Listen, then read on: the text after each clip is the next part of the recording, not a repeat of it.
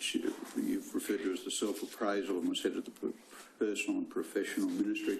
I think you said that you'd make some changes to it?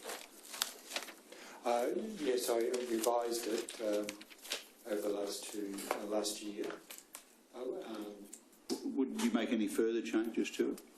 I would be great. I think I should, and with the suggestions made today by the Commissioner. What else? What other changes might you make? Well, I think I take the point that as a tool, it's not perhaps sharp enough to highlight the areas of child abuse or red factors. And beyond that, I would be interested in any suggestion to begin a process of having some consultants to help me to make it a better tool. Okay, thank you. Yesterday, Father Kelly used the term good priests who are pastorally effective, and I think earlier today you mentioned outstanding pastors. So would it be fair to say that this document is perhaps leading towards a set of best practice performance indicators for priests, for parish priests? I think that's what it's highlighting, that, yes, that's the goal that it's working towards, to improve their practice to be best practice. And tell me if you don't agree, but would it be fair to say also in terms of human resource management practices that your document is referred to as a 360-degree evaluation? That's how it's often described, yes. In that sense, then, in terms of human resource management practices, are there any other HRM practices that you would like to see adopted within the church? Well, there would be. Could you share with us what they are? No, I wouldn't be able to, because I haven't had much experience beyond this this document. I'll say theoretically there would be, but you're not able to share with us what you think they might be, is it? That's so? That's so, yeah. And the last one I wanted to ask was this. Do you think that there's scope for this document to be used in formation?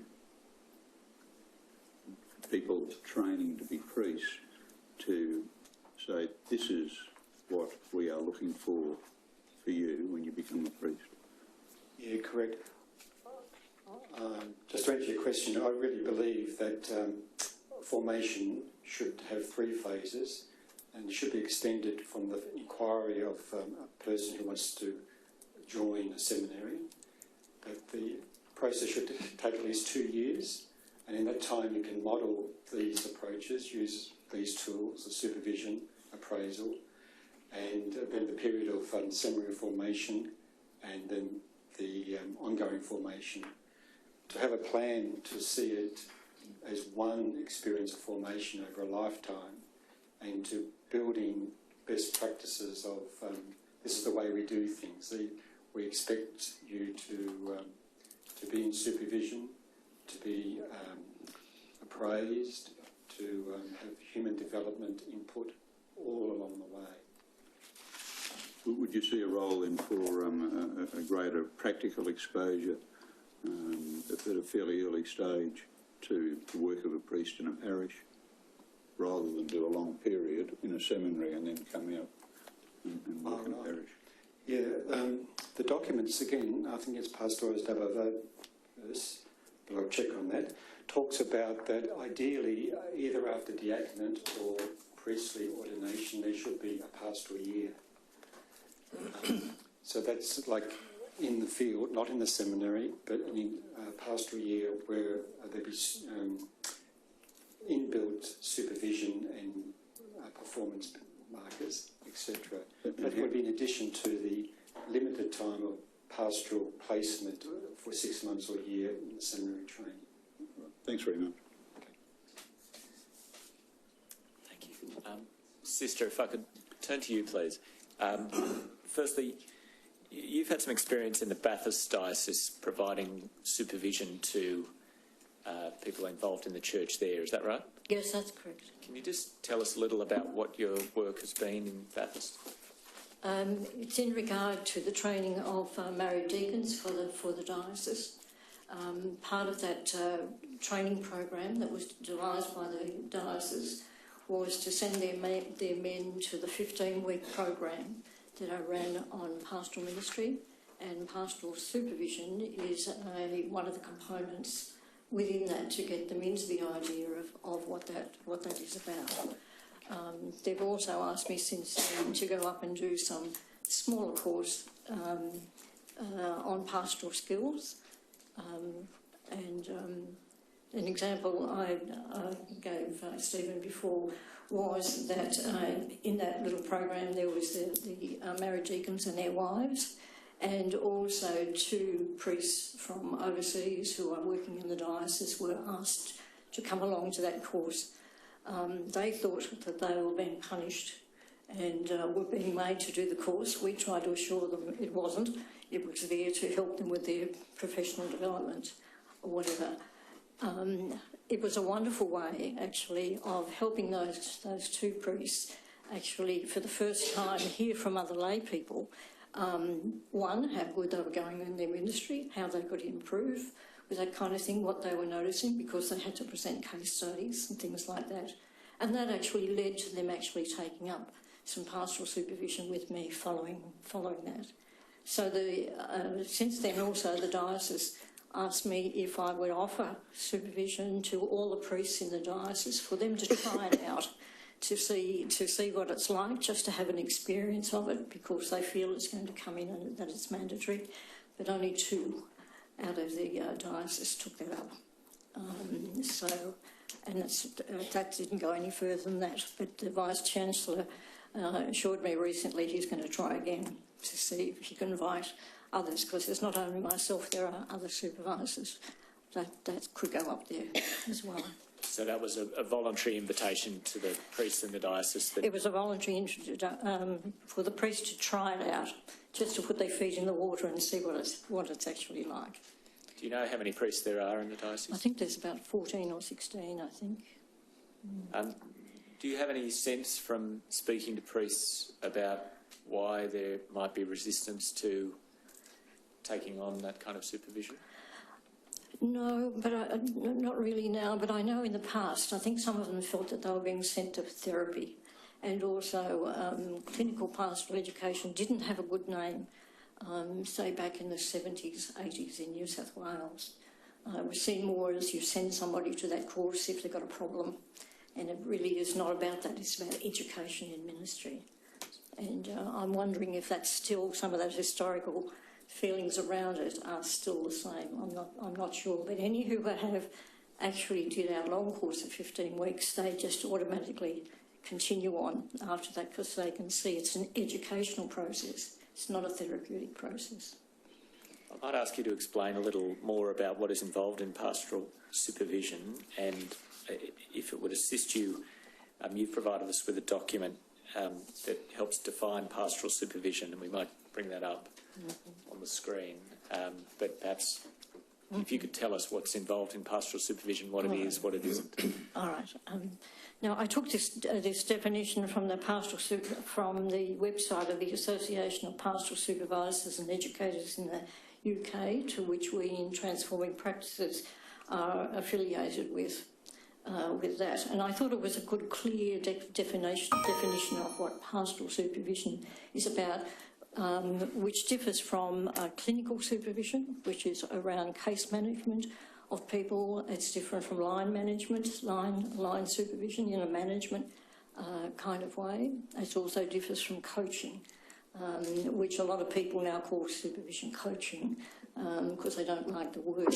But for pastoral supervision, when I go through this definition... Yeah, if you could just highlight the key features, that would be... Okay. So what we're saying, pastoral supervision, it's a regulated, planned, intentional and boundaries-based in which a practitioner skilled in supervision, that's the supervisor, meets with one or more other practitioners, the supervisees, to look together at the supervisee's practice. So people can come either on an individual basis or come in a peer group. We run both of those kind of things. But also the supervisor has to be trained. I must emphasise that there are a lot of very short courses out there that you can do, put your shingle up, and say you are a supervisor. I think we have to make sure that if we want our priests to be supervised, that they are with people who are registered and are recognised as supervisors within association. Sister, can I ask you, how do you sell this to the priests? What is it that you say? Because as I understand it, would be foreign to the culture. It's been in the church for a long time. What do you say to the priest or anyone else is the reason why they should engage in this process? I think maybe we have to come at it from another way. I think if we go straight on, it doesn't work. Yeah, they don't accept what you say. No. But I think from the example of when people have come along voluntary to say, how about coming along and toning up the skills in the way you pastorally relate with people. It's a non-threatening because it's a course, maybe only a couple of days, but they start to get the feel of, oh, I got some really good feedback on the way I actually interact with people, or maybe I could try this a little bit differently. And it seems to give them a better taste for it. And then some will then say, yes, I'd like to continue with this kind of thing. But I think we've got to keep trying other ways and other small courses and that kind of thing. I think there's a lot of encouragement. The selling point is it'll make you a better... Yes. Is that the selling point? Yes. Mm. Now, you mentioned that there's a concern it may become compulsory. Yes. What's behind that? Is there a suggestion that it will become compulsory? Well, from what I'm hearing, that people do want to make it mandated, that it is part of their practice. Where are you hearing that? Where are you hearing that from? What sort of people are saying it should be mandated? Well, I'm hearing it from religious orders, and I'm hearing it from the bishops as well, who are saying to these men up in Bathurst that this could be coming in, so put your foot in the water and try it first. Right, so you're telling them that it could be coming in, and you're basing that on... No, the bishop is telling them that. Oh, the bishop's telling them? I see. Are other bishops telling them the same things in different dioceses? I don't know that. But I know religious orders of men are really taking it quite seriously with their men. And I think this has to start right back in formation. It doesn't start afterwards. So they have to, right from day one. They get into the way of doing it. I know with the Uniting Church ministers that I train, as soon as they're ordained, I can be sure I'll get a couple of phone calls within a couple of days saying I'm moving to a new congregation, I want to set up my supervision straight away, because they've got into it over the 3 years of their training. Sister, there was some discussion earlier on the topic of whether certain courses might be more appropriate to be mandatory than others. There might be certain courses that only really work if you're there voluntarily. Do you have a view about whether pastoral supervision can be effective even if people are there because they have to be there? Well, once again, it's the way that the course is set up. I think if it's like you've got to do it, it's different to getting people to get the feel of how beneficial this can be. It's an education process. It's about giving you affirmation as well as stretching you in the way that you're actually doing your ministry with people. Just a couple of aspects of the bullet points on the document here. It says a regular, planned, intentional space. How regular is the supervision? Most people come 4 to 6 weeks, or they may contract to say 6 to 8 in a year, and those who do come are very regular with that. I can just give the example within the Uniting Church. In one of the presbyteries, they send out a form at the beginning of the year. The minister brings it to me to sign with my qualifications on it and say we have contracted from 6 to 8, and that is sent back to the presbytery office. And at the end of the year, I give each supervisor a certificate of how many sessions they have attended, and they send that back.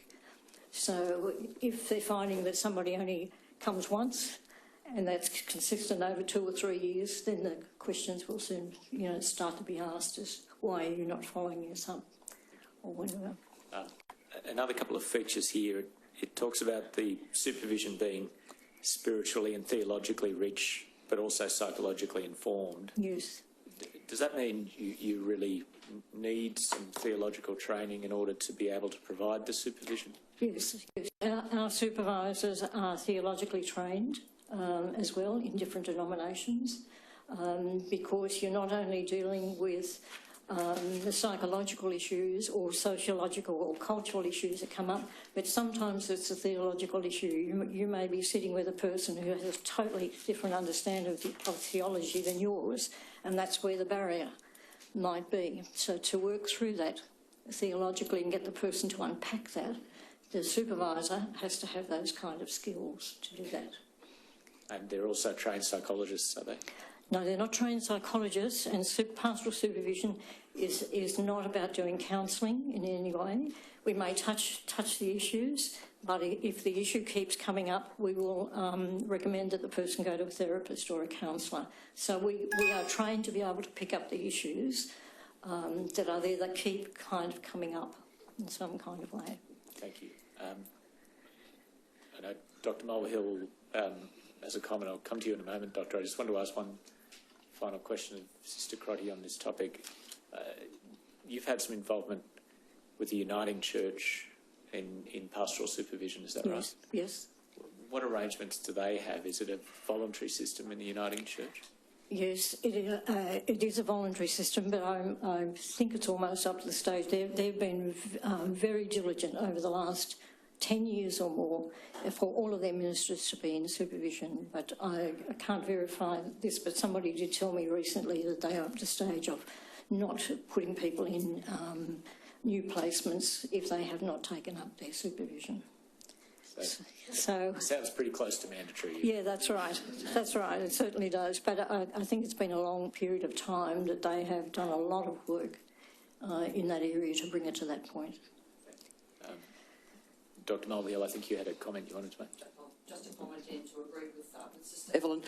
One way I think of getting the priests to buy this is if the bishop receives supervision.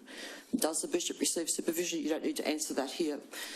Does the archbishop receive supervision? Does the cardinal receive supervision? Because this is about leading from the front.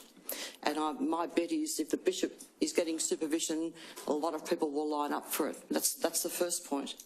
And the second point is with the oppositional behaviour, people turning up and they don't want to be there. I know that the first thing I'd be doing would be challenging the oppositional behaviour. And we might spend the entire supervision session for the next 12 months challenging that and working with that. And therein change happens. And just the third point, mandated in a context, and the supervision would be one part of a context of professional development and other aspects. That means you keep your faculties or you're allowed to practice as a practitioner in a pastoral setting within that context. Making it just one narrow thing like going to supervision alone will get too much opposition. It's got to be a whole field of context. There are many experts around, as you pointed out, in HR management who can help the church with this. Many people, KPIs and so on. But this gets to the heart of a matter, I think, about how willing is the church to really ask for help. Does it believe it needs help, or does it do everything by itself? Because it looks pretty amateurish otherwise. As a model of supervision, though, accepting everything you say about it being part of a broader context, is this what you would advocate for as an appropriate type of supervision? Absolutely, absolutely. So by well-trained people like Sister Evelyn and so on, in organisations that are registered and have worldwide links, and that really are about accountability, because that's what we're talking about here. We're talking about how do we make religious and priests more accountable, because it feels like you can get away with anything right now. Dr Leary, can I ask you about this, and if, in particular, if you could reflect on your own experiences in counselling and the type of supervision that you've engaged in, whether you would see this as a good model for the church? Yes, the answer to the last question is yes, I think it's a good model.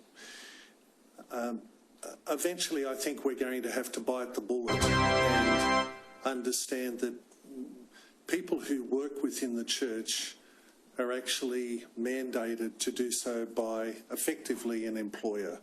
whether or not we get into the taxation issues around that I think were touched on last week. But the bottom line is somebody is delegating somebody to work in an area. There are very few areas of employment, regardless of what the arrangement of that employment is, that don't have professional areas of employment that don't have supervision. And you can't practice in most professions without supervision and licensing. And so I think we will eventually get to that point, whether or not the Royal Commission in its findings heads in that direction. Certainly, I think that's the way we have to move. And I think it's inevitable that people who practice will be licensed or regulated in some way, and that their capacity to practice, their faculties or whatever other form of delegation they receive, will be contingent on that broad range of inputs, be it individual supervision or peer supervision, mandated educational experiences, voluntary educational experiences that are informed along those lines. That will be a part of the package, and certainly from the Franciscans' perspective, that's the direction we're going to end up heading in. My own experience of supervision is both as a recipient and as a provider.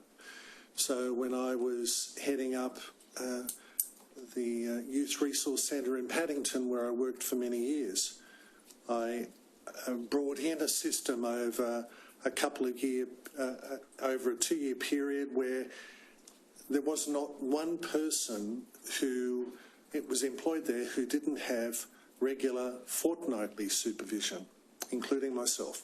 And as Dr. Mulvihill suggested, it becomes easier if you lead from the front.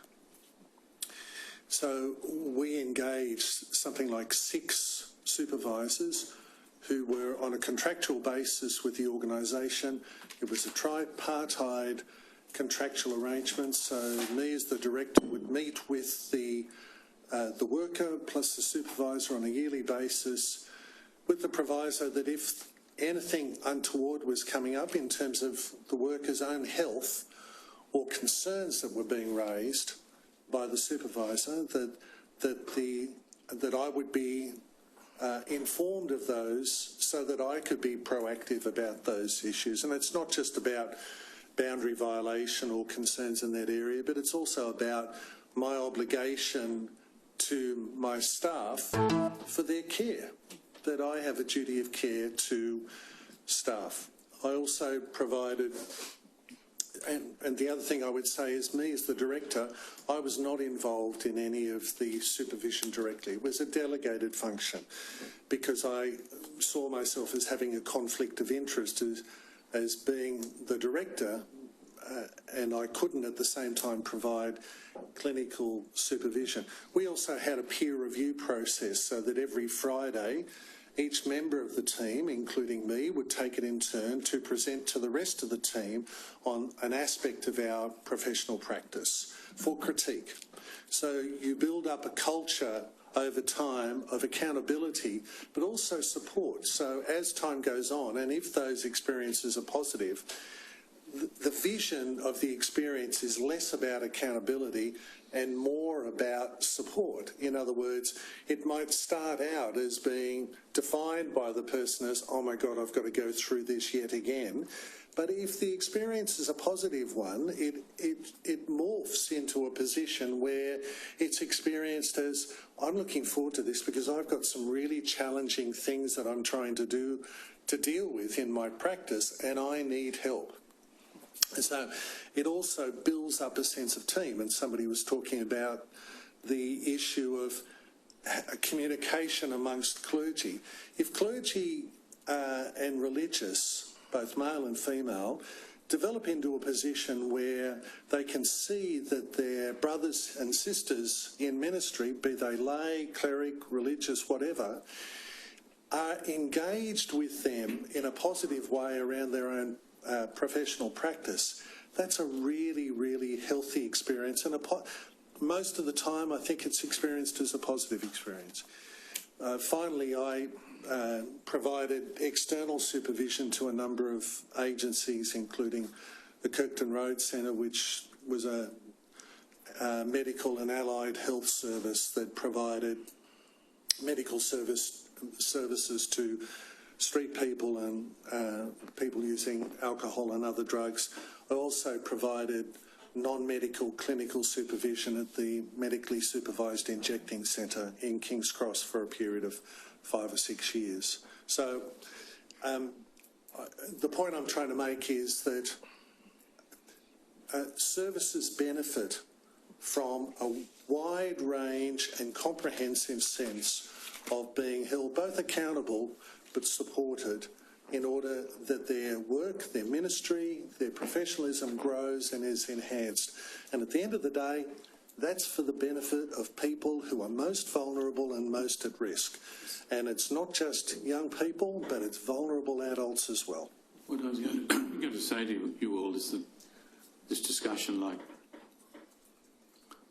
a number we've had in the last week or so, is now ranging very widely in terms of the whole process of formation and continuing professional development, it would be called in other spaces.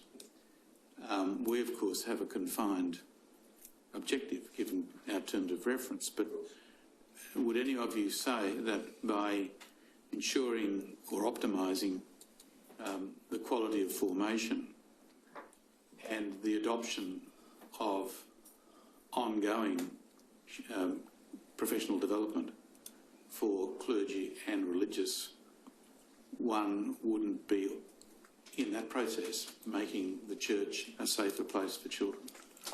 Healthier and with better integrity. And there's, by the way, a lot of research out there about the benefits of, in the counselling area, benefits of these sorts of structures and processes to the performance and the health of caregivers, counsellors. Yes. There's a lot of research. Imagine if some religious superiors and bishops had supervision prior to their responding to victims of sexual abuse. I think the response would have been quite different. In fact, I'd be certain of that. I'd put my money on that 100%. Anyone else want to comment on that? Could I say, Your Honour, that I think in terms of mandating in these programs, yes, of course, they're needed and required, specifically with regard to warning signs and behaviours that will lead to child abuse. I think these matters will be, on one level, taken out of the hands, apart from the recommendations here, will be taken out of the hands of bishops and religious orders, who are, each diocese and religious order is independent. I think the Catholic Professional Standards body that's been set up will mandate these things as best practice. They will set the standards of best practice and audit comprehensively for education, formation and implementation of these. And there'll be penalties for non-compliance for anybody, whether it's a diocese, a religious order, or a body within a diocese or within a religious order.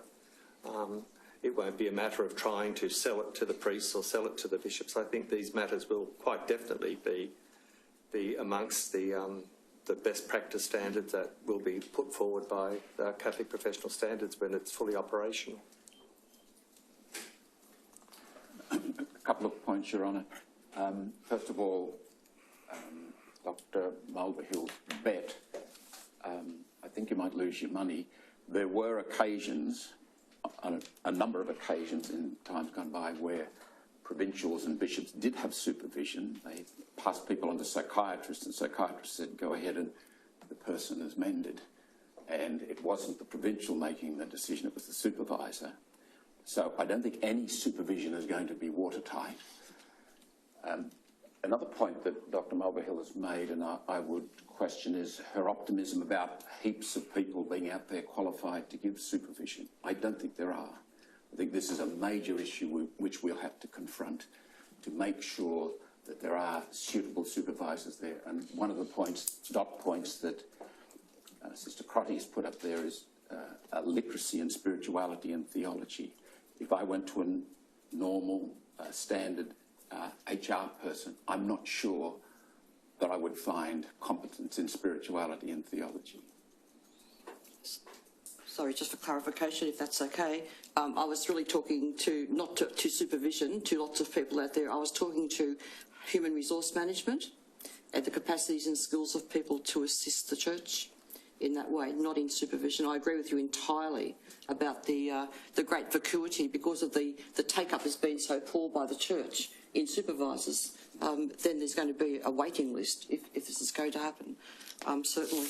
But let's think about whether I would lose my money or not. You see, it's not just supervisors who may have assisted major superiors and bishops to think differently. The people they went to for their pastoral supervision, in my view, with great respect to the lawyers in the room, were the lawyers, the Catholic law firms. That's where they went to get what do I do now and pastoral supervision, and I think we know the outcome. That's not true. Many of them went to psychiatrists and they got letters of approval to say this man is fit for... Yes. And all of them went to lawyers. No, that's not true. Right. When it became a disputed matter later on, lawyers were brought in. When victims stepped forward, they all went to lawyers. Indeed, indeed. That's what I'm saying. That's my point. My point is they had supervisors, which were psychiatrists, who approved the action to replace or to put in a new place men who should never have been moved to another place. I'll accept that, absolutely. And they put in lawyers to run their pastoral supervision. I think that was probably an opinion as to their state of, or their capacity to behave appropriately. I'm not sure that the bishops were getting advice as to whether or not, in the first place, that was the appropriate way to approach the problem, which I think is probably what Dr. Mulvihill is addressing her proposition to, and I understand your position on it, but maybe you're just going to have to agree to differ. Father Burke. Yes, I would support the proposal. I think the effect would give meaning to the Church's own documents that ongoing formation is a lifelong process and would be seen as a normative way of living and of living the ministry, and would take the hothouse effect of the seminary, that you have all formation within the seminary and then you just get released without further supervision or ongoing formation. So yes, I would support those proposals. One of the issues that's surfaced multiple times is the proposition that those in positions of leadership in the church saw child sexual abuse as a moral issue and not as a crime. Now, as you probably realise, many outside the church have great difficulty that the church leaders confined their thinking about the abuse of children to that framework. If there had been effective supervision, Sister Crotty, is that the sort of issue that would have been addressed or not? I think the indicators would have come up through supervision that maybe could have been worked on much earlier. You get a sense of it, and you get a feeling for that there's something not quite right here. That's the assumption that there's abuse occurring. But what about the fundamental proposition that, and it feeds into the discussion between Dr. Whelan and Dr. Mulvihill as well. What about the proposition that it's an issue that can be dealt with within the church because it's a moral issue, requires spiritual correction, as opposed to being a crime, and a crime against a child? Was that the sort of thing that would have been picked up in supervision? I think if the person comes to you with that kind of thing, yes, you can clarify that with them, and then they take action.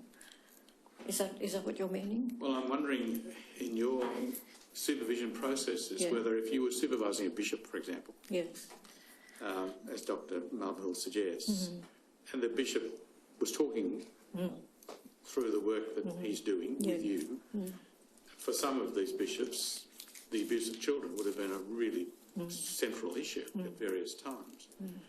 But we're told over and over again the leaders saw it as a moral issue and not as a criminal issue, not as a matter for the civil law, and didn't even see the damage that might be done to the children. No. Just saw it as a necessity to deal with the conduct of the priest. Now, would supervision have raised that issue and caused you as a supervisor to say, just a minute, Bishop, Yes, most definitely. you're on the wrong track? Yes, most definitely. Most definitely. Because a few years ago I worked with the moderator of the Uniting Church, came regularly for his supervision, and at the time was dealing with a lot of these issues. And so, yes, that kind of thing you would challenge, most definitely. And you would be asking, you know, what have you actually done with that knowledge?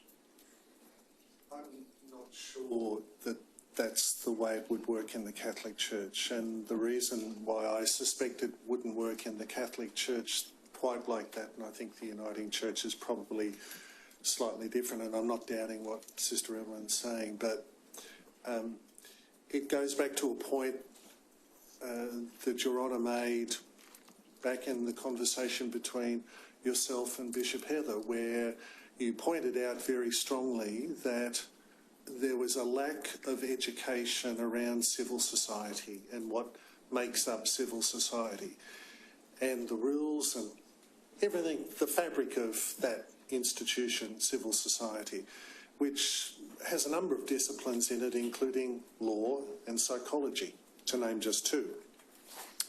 If there is no education there, there is no lens through which to approach the issue. So it may not well come to a supervisor because they're not thinking that way.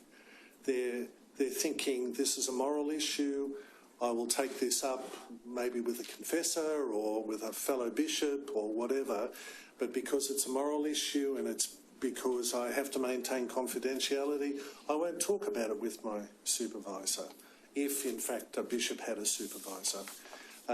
So I think the issue is much earlier, and that is the way we educate people to understand the church is necessarily a part of a much larger context, and you have to be polylingual.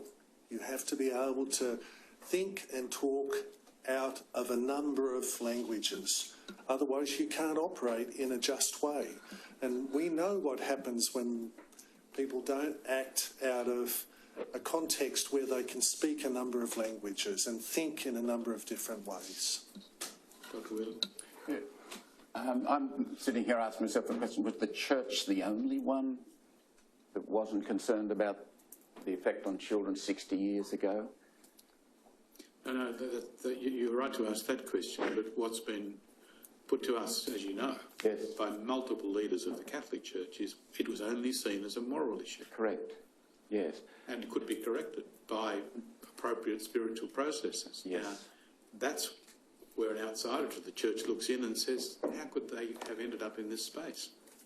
That's the issue.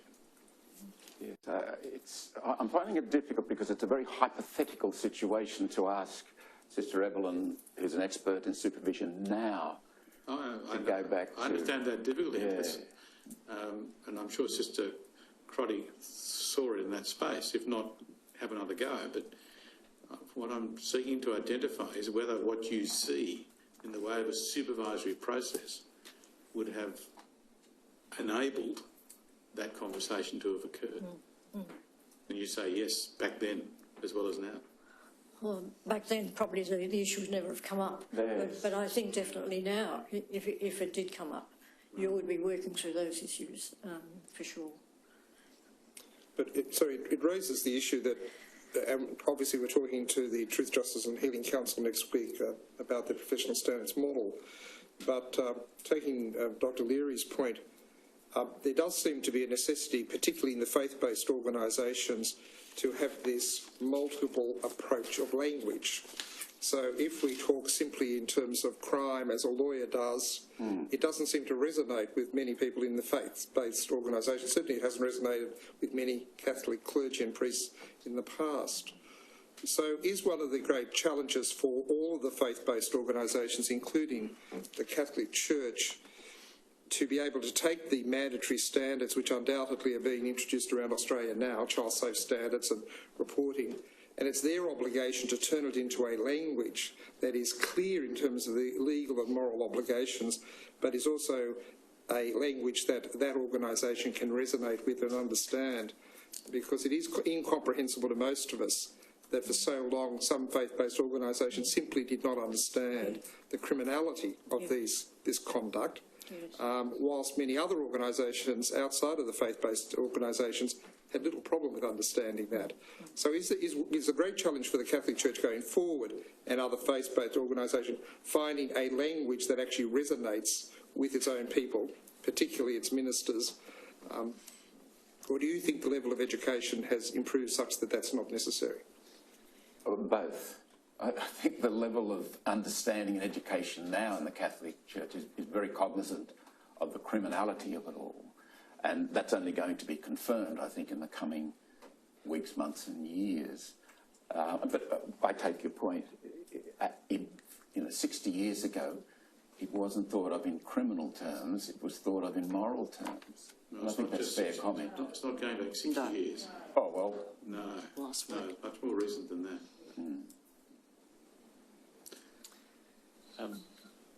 You don't think that was just a convenient excuse? No, I don't. I think that was, that the moral dimension was far more important to us than the legal dimension. To be quite honest, from working outside the church for a long time, I think it was reprehensible ignorance. Yes. It's very difficult to see it in any other way, that we perpetuated a system where people would not think outside the silo. And it may be a retrospective judgment, but it's nonetheless a judgment that it's reprehensible. And in answer to one of your questions about Commissioner Fitzgerald about language, I would worry about setting out on a path of trying to develop a new language. We don't have the time for that, and we certainly don't have the resources. And by the time language gets finalised within the church, it takes way too long. I think let's not reinvent the wheel. We have a language. It's available to all of us online. It's called the law of the land, and I think that's what we need to adhere to, and that's what we need to educate people along that line. You can join it with other understandings as you go along, but it's just fundamental to living in Australia that that's the way you have to think. And it's inexcusable to think any other way. Father Burke, can I just ask you about a couple of practical aspects of the supervision model that we've been talking about and comparing it with the self-appraisal model that we spoke of earlier? Just to emphasise a couple of features. One implication of this system is that you have to involve external supervisors, whereas the self-appraisal model, I think, involves a series of people from within the church. Is that right? It does, that's right.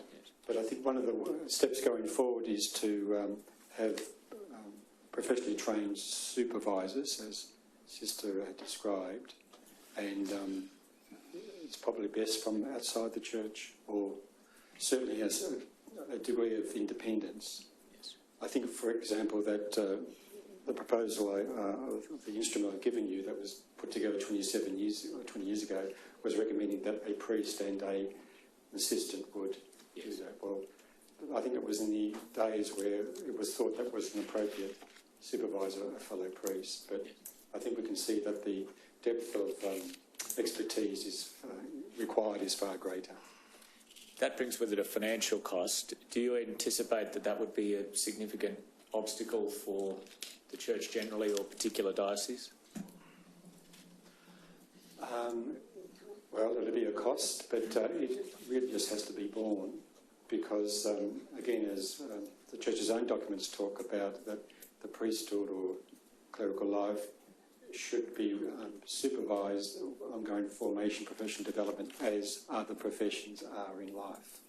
So a little bit with the point that we have to be law-abiding and be part of civil society and not separate from it. I think it links in with these new realisations and ways of going forward.